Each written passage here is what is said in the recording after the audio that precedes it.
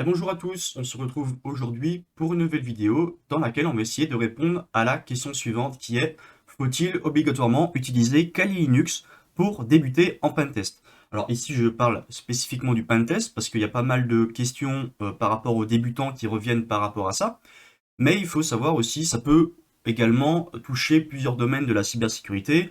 Ça peut être du blue team, ça peut être comme de l'analyse de malware, ça peut être pour faire de l'OSINT, ce genre de choses. Mais là, principalement, on va parler du pentest parce que c'est le domaine que, on va dire, je maîtrise le mieux. Et on va voir ensemble si, pour débuter en pentest, est-ce qu'il faut obligatoirement utiliser Kali Linux.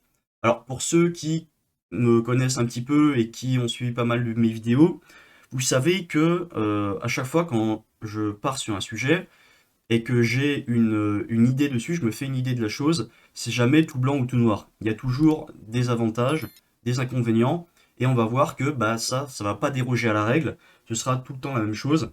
Donc, pour ma part, est-ce que Kali est obligatoire pour débuter en pentest? Oui, mais également non. Et là, vous allez comprendre au fur et à mesure que, alors oui, pour certaines personnes, pour certaines façons, certains cas, mais évidemment non, parce qu'on peut également faire pas mal de choses sans devoir utiliser Kali Linux. Et dans cette vidéo, on va voir les alternatives possibles. Je vais également vous faire quelques petites recommandations. Je vais parler de mon cas particulier, cas personnel, qu'est-ce que j'utilise moi personnellement. Et finalement, on fera une petite conclusion. Donc, cette vidéo ne devrait pas être très longue, mais j'espère qu'elle va vous aider, tout du moins, à voir un peu plus clair et enfin répondre à cette question qui est pas mal demandée par les débutants. Parce que la question est légitime. On parle souvent de Kali Linux. Quand on fait des recherches sur le pentest, la majorité des articles nous parlent de Kali Linux parce que c'est un outil clé en main. Il y a pas mal de choses, pas mal d'outils déjà installés dessus, mais on va voir que en fait, ça peut poser des problèmes. Bon, c'est vrai que je n'ai pas précisé au début. Kali Linux, pour ceux qui ne savent pas, qu'est-ce que c'est? C'est une distribution Linux sur laquelle il y a déjà pas mal d'outils préinstallés, des outils qui nous permettent d'effectuer pas mal de choses par rapport à du pentest, donc des tests d'intrusion. Donc il y aura des outils qui seront utilisés pour faire de la sécurité offensive, donc par exemple comme Nmap pour faire des scans de port. Il y aura déjà dessus Nessus pour faire des scans de vulnérabilité. Il y aura des outils pour faire du fusing de directory au niveau du web. Il y aura des outils pour faire du brute force. Il y aura des outils pour faire des injections SQL. Il y aura un peu de tout. Il y a également, par exemple, Wireshark, qui est un outil d'analyse de trame réseau. Voilà, donc en fait, il y a déjà plein d'outils qui sont installés dessus. Et ça peut être pratique pour certaines personnes, mais on va voir que ça peut également poser des problèmes. J'ai une petite question à vous poser. Est-ce que, selon vous, alors je vais vous donner un exemple qui n'a pas forcément de rapport avec ça, mais vous allez comprendre où je veux en venir. Est-ce que, selon vous, c'est préférable de donner à un apprenti cuisinier, donc quelqu'un qui veut apprendre à cuisiner, est-ce que c'est préférable de lui donner un couteau suisse pour qu'il apprenne à couper la viande, à préparer tout ça, ou est-ce que, à votre avis, pour qu'il apprenne, c'est bien plus simple et il sera beaucoup plus efficace avec un simple couteau pour découper les aliments? Je vous laisse réfléchir un peu là-dessus. Moi, j'ai déjà ma réponse. En fait, le problème, c'est que si on donne à un cuisinier quelque chose, en fait, une sorte de couteau suisse avec plein d'instruments dessus, le problème, c'est que potentiellement, il va déjà pas savoir par quoi commencer, quel outil prendre. Et le souci, c'est que s'il prend l'outil, il peut prendre le mauvais. Si il prend le tire-bouchon pour essayer de couper la viande, bonne chance à lui pour réussir pour faire un truc propre. Et ben en fait, c'est un peu l'exemple est un peu exagéré. J'ai pris quelque chose qui n'avait rien à voir, mais en fait c'est exactement le même principe pour un débutant qui arrive sur Kali Linux. Dans notre exemple, le couteau suisse ce serait Kali Linux, alors que le couteau ce serait l'outil en question qui nous permettrait de faire la chose qu'on voudrait faire. Si je prends un exemple vraiment concret par rapport à Kali Linux, vous souhaitez, je sais pas moi, vous avez un site web, vous savez qu'il est vulnérable à une injection SQL. Est-ce que, à votre avis, il est préférable de déjà faire vos recherches et savoir que vous devez utiliser un certain outil, par exemple SQL Map pour faire l'injection SQL, donc là qui est représenté par le couteau simple. Vous avez un outil, vous faites, enfin, vous avez un but, vous faites vos recherches, vous trouvez quel outil utiliser, potentiellement vous refaites d'autres recherches sur cet outil-là, et ensuite vous l'utilisez comme il faut pour réussir à exécuter votre attaque pour avoir soit un shell, soit récupérer des informations sensibles, etc. Ou bien, vous lancez Kali Linux, vous savez pas par où commencer, vous faites pas vos recherches, vous dites, oh bah Kali Linux, il y a tout dedans, donc je vais bien réussir à me débrouiller. Et finalement, bah, vous arrivez sur votre VM ou sur l'autre, Kali Linux, et là, vous allez dans la liste, vous avez 15 milliards d'outils, vous ne savez pas lequel utiliser, potentiellement vous allez utiliser Nmap pour tenter de faire l'injection SQL, ce qui n'a rien à voir, et vous allez perdre du temps, vous allez vous démotiver parce que vous ne comprenez rien, et potentiellement vous allez abandonner. Donc vraiment, l'erreur principale des débutants, c'est de vouloir utiliser Kali Linux alors qu'ils n'ont pas les bases pour tenter de faire de la sécurité informatique. On peut reprendre également cet exemple avec le couteau suisse et on va dire le couteau un peu plus simple. Un débutant, donc normalement quand vous débutez, vous n'êtes pas forcément censé savoir comment utiliser un système Linux. Sans parler de Kali Linux à proprement parler, un système Unix en général, vous ne savez pas forcément comment l'utiliser. Et du coup, bah en fait ça va être problématique, pardon, parce que si vous n'avez pas les bases, comment voulez-vous utiliser des outils à bon escient alors que vous n'êtes même pas capable de savoir ce que vous faites? Du coup, c'est vraiment très important d'avoir les bases. On verra dans la slide suivante que je vous donne des ressources pour vous aider à avoir les bases. Mais avant d'utiliser quelque chose, je sais que ce que je dis pour ceux qui sont déjà un peu là-dedans, ça paraît très logique. Pour les débutants, ça paraît assez compliqué parce que je sais, je suis aussi passé par là. C'est pour ça que je sais comment, on va dire, fonctionne le cerveau d'un débutant parce que on a tous été débutants un jour. Donc on est tous passés par là. On a tous fait ces erreurs. Et moi, vraiment, mon but, dans cette vidéo, c'est vraiment de vous expliquer les erreurs qu'on peut faire pour que vous les évitiez et que vous gagniez du temps. Alors c'est vraiment mon but dans cette vidéo, c'est vous faire gagner du temps en vous énumérant les erreurs qu'on peut faire pour ne pas que vous les fassiez. Donc la question à se poser c'est, est-ce qu'on a les bases? Donc en fait c'est les bases, par exemple ça peut être l'aisance avec la ligne de commande. Est-ce que, donc si on prend le cas d'un système Linux, est-ce que vous savez vous déplacer dans les différents répertoires? Est-ce que vous savez créer des fichiers? Est-ce que vous savez afficher le contenu des fichiers? Est-ce que vous savez modifier les fichiers? Est-ce que vous savez installer des packages, installer des outils? Est-ce que vous savez, je ne sais pas moi, créer des scripts? Alors les scripts c'est de la programmation, c'est un petit peu plus poussé, mais juste en utilisation du système classique, est-ce que en général vous êtes confiant avec l'utilisation de la ligne de commande? Ça c'est la première question à se poser. Si c'est pas le cas, eh ben en fait, au lieu d'utiliser un outil déjà tout prêt comme Kali Linux, avec pas mal d'outils, de choses dessus, bah, juste téléchargez un Linux de base et apprenez à vous en servir. Ça vous servira par la suite. En fait, ce qui est important, c'est qu'en sécurité informatique, ou même en informatique en général, en fait, quand vous apprenez quelque chose, c'est jamais perdu. Vous gagnerez tout le temps à savoir quelque chose dans le futur. Même si vous n'avez pas l'impression que ça va vous servir sur le coup, c'est toujours de l'expérience accumulée. Et même si vous prenez par exemple, vous apprenez quelque chose et que vous savez que vous n'en aurez jamais l'utilité dans la vie, eh ben, ok, en l'occurrence sur l'outil ou sur la notion en particulier, peut-être que vous ne l'utiliserez jamais, mais vous aurez appris une méthodologie de recherche et d'apprentissage. C'est-à-dire que, ok, pour apprendre un certain outil, vous n'en aurez pas besoin, mais vous avez fait des recherches, vous avez construit une méthodologie, vous avez construit quelque chose qui vous a permis en tout cas d'apprendre à l'utiliser. Et du coup, vous avez fait des recherches, je sais pas, vous avez lu de la documentation, et en fait, tout ça, c'est pas perdu, parce que quand vous allez continuer votre apprentissage, vous repasserez par ces étapes-là. Vous allez de nouveau essayer de comprendre comment fonctionne un outil, vous allez de nouveau lire de la documentation, de nouveau, je sais pas moi, lire des articles, regarder des vidéos, ce genre de choses. Donc en fait, le processus d'apprentissage va rentrer au fur et à mesure, et quand vous apprenez quelque chose de nouveau, plus vous apprenez quelque chose de nouveau, plus les prochaines choses que vous allez apprendre seront simples. Parce que vous serez déjà passé par là, vous aurez déjà construit une méthodologie, un processus d'apprentissage. Ça, c'est vraiment très important. Donc là, je m'égare un peu, mais voilà. Est-ce que vraiment vous avez les bases? Donc ça commence par l'aisance avec la ligne de commande. Ça continue également, comme je voulais, bon, j'ai un peu précisé avant, interaction avec les différents fichiers du système. Comment on fait pour interagir avec des fichiers, avec des binaires, comment on affiche des informations par rapport à un fichier, les données, je sais pas moi, par exemple si vous faites de l'OSINT, les données EXIF, comment on fait pour faire une recherche sur Google. Alors, c'est vraiment des trucs qui paraissent simples pour ceux qui sont déjà un peu dedans, mais c'est vraiment la base de la base, et c'est important de prendre le temps de consolider ces bases pour continuer ensuite l'apprentissage, parce que si je l'ai également fait cette erreur. C'est que si vous vous dites, ouais, les bases, de toute façon, c'est simple, machin, je pourrais y revenir plus tard, en fait, vous allez partir sur des choses, effectivement, qui sont beaucoup plus intéressantes, par exemple des attaques, mais le problème, c'est que si vous ne comprenez pas, si vous n'avez pas les bases, les attaques, vous n'allez pas comprendre grand-chose, et ça va vite vous démotiver parce que vous n'arriverez pas à faire ce que vous voulez faire. Du coup, c'est vraiment très important d'avoir les bases. Alors, il y a également tout le côté réseau, programmation et web. Si on veut faire de la sécurité informatique, c'est également des piliers qui sont nécessaires pour vraiment aller loin et comprendre ce qu'on fait.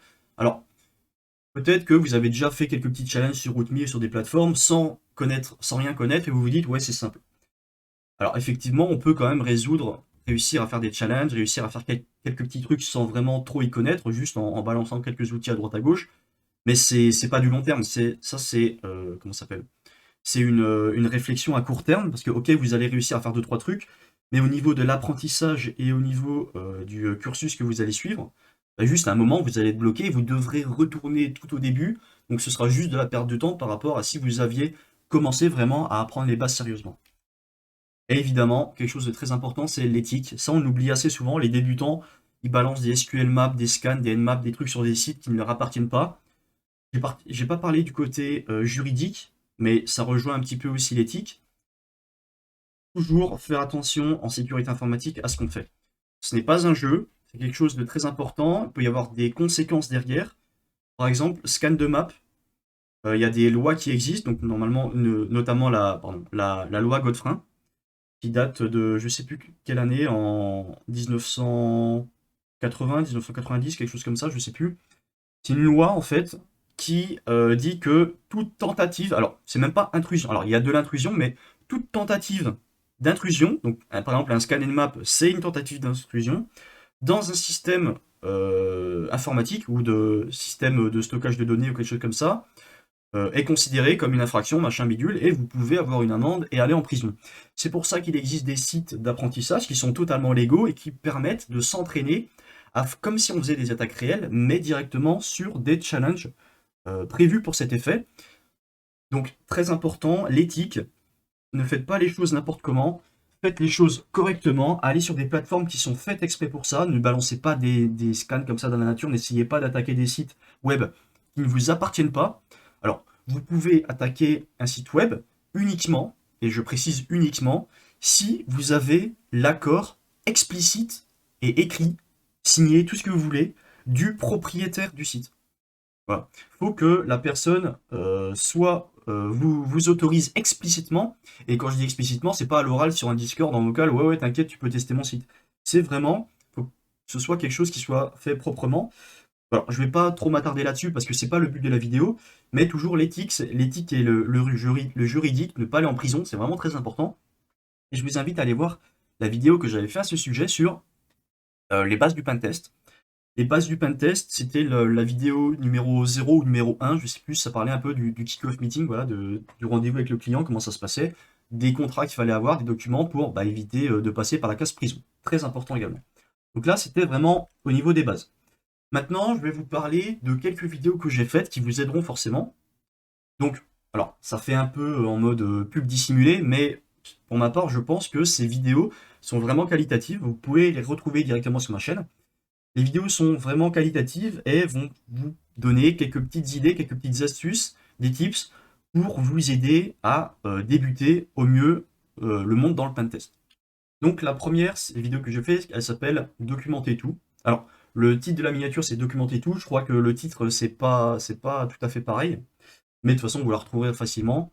Je crois elle doit être autour de 1500 vues, quelque chose comme ça. Donc en fait, dans cette vidéo, qu'est-ce que je fais? Je vous réexplique l'utilité de prendre des notes de tout. Alors, je ne vais pas rentrer dans les détails parce que j'en ai déjà beaucoup parlé dans toutes les vidéos que je vous ai montrées, enfin que je vais vous montrer ici sur cette slide. Mais très important de vraiment tout documenter pour y revenir plus tard, pour avoir des notes de ce que vous avez fait, pour ne pas reprendre de zéro à chaque fois que vous allez vous remettre sur quelque chose en particulier.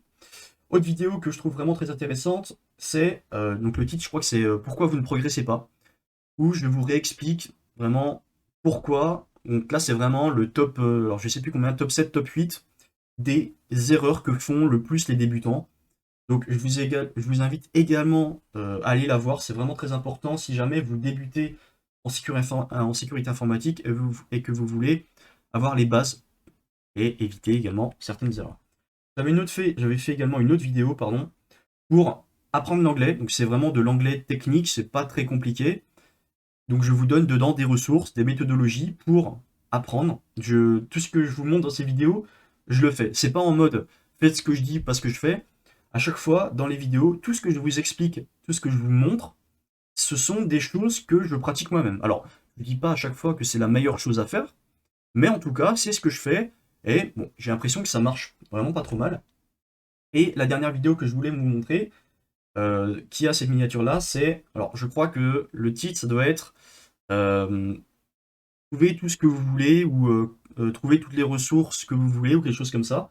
Ou en fait, pareil, également, je vous montre plein de ressources et une méthodologie à avoir si jamais vous avez un thème en particulier que vous voulez aborder sur Internet et que vous souhaitez en apprendre plus. Donc, par exemple, il y a des... Donc, ce que je montre dans la vidéo, c'est qu'il y a des outils, notamment sur GitHub, il y a des repositories, des répertoires, qui vous donnent plein de ressources sur un sujet. Donc, par exemple, si vous voulez avoir des informations concernant du pentest, comment ça fonctionne, des ressources, tout ça, vous allez sur GitHub, vous mettez Awesome Pentest, donc en mode pentest incroyable, et vous allez avoir plein de repositories qui ont 10 000, 20 000 stars, 20 000 étoiles, et qui vous permettent justement d'avoir plein de ressources. Mais le problème, c'est qu'effectivement, on peut avoir beaucoup trop de ressources et il va falloir filtrer le contenu. Mais là, il y a une autre vidéo, on va parler de ça dans une autre vidéo qui arrivera dans quelques temps, qui va vraiment vous donner les bases pour apprendre le hacking en 2024. Donc ça, ce sera une autre vidéo qui arrivera sur la chaîne. Donc j'en profite pour faire un petit message, n'hésitez pas à vous abonner pour être au courant de quand la vidéo sortira. Maintenant, on va parler des distributions. Les distributions, donc on se rappelle quand même le titre de la vidéo initiale de cette vidéo, c'est faut-il obligatoirement utiliser Kali Linux pour débuter en pentest? Donc jusque là on a vu que oui et non. Oui parce que en fait c'est un outil qui est déjà clé en main et en fait pour les personnes qui savent ce qu'elles font, c'est important parce qu'en fait c'est un gain de temps, ça nous évite de reprendre à chaque fois un système Linux et de réinstaller tous les outils qu'on devrait utiliser. Kali Linux contient les principaux outils qui sont utilisés pour faire du pentest. Alors, il n'y a pas tout, mais il y a la plupart. Il y en a même trop par rapport à ce qui est utilisable, enfin ce qui est utilisé. Mais en tout cas, c'est bien pour ceux qui savent utiliser et savent ce qu'ils font. Mais bon, les débutants peuvent vite être perdus. Donc jusque ça, on avait vu ça également avec la métaphore du couteau suisse et on va dire du couteau un peu plus classique. Et du coup vient la question de, ok, c'est bien tout ce que tu nous dis là, oui et non, mais concrètement en fait, quelles sont les alternatives, quelles sont les distributions qu'on peut utiliser en parallèle de Kali. Donc la première, n'importe quelle distribution Linux fera l'affaire. Kali Linux, je crois que c'est une base Debian. Donc en fait, si vous prenez n'importe quel Linux, ce sera toujours utile. Alors effectivement, vous n'aurez pas les outils de base déjà installés, mais en fait, pour débuter un pentest, les bases, ce qu'il faut savoir, c'est qu'il faut déjà avoir les bases de l'informatique en général et savoir utiliser les différents systèmes d'exploitation. Alors après, il y a effectivement, là je donne des cas, on va dire, assez globaux, mais il y a toujours des cas particuliers.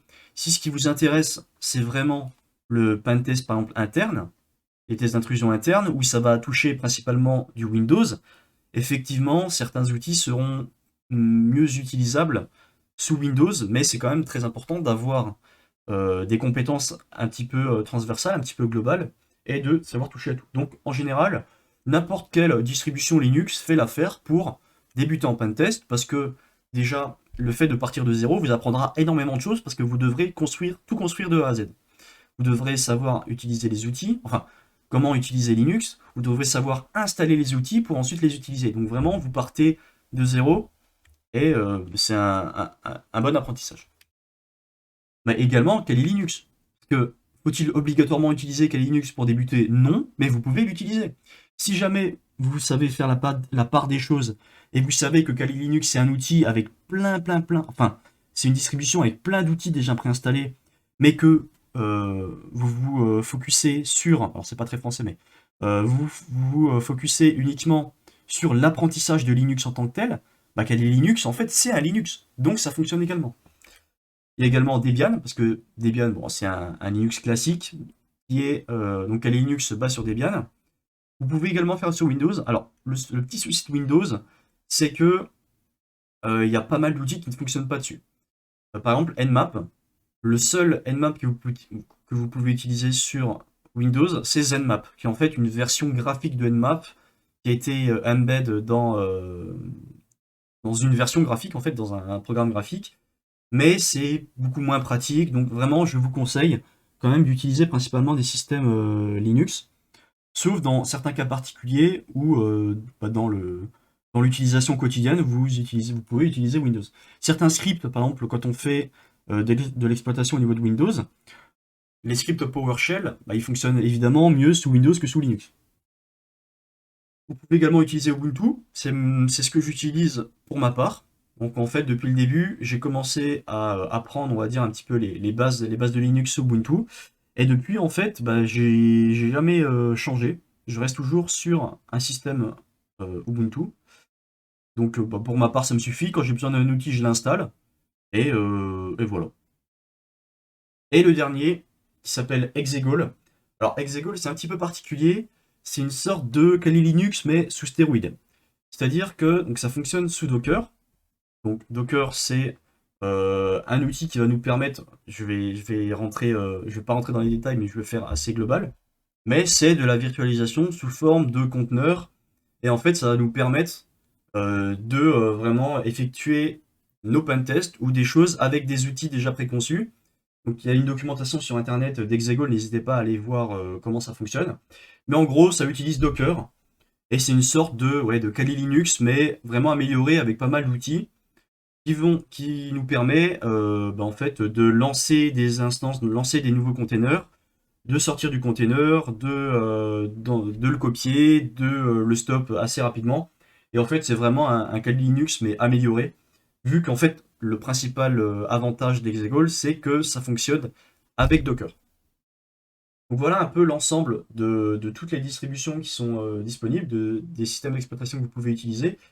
Donc, alors, je vous ai dit, pour ma part, j'utilise Ubuntu, et vient se poser également la question, est-ce que il faut que je l'utilise une des distributions en machine virtuelle, en VM, Virtual Machine, ou bien sur l'autre, donc sur la machine sur laquelle on est actuellement.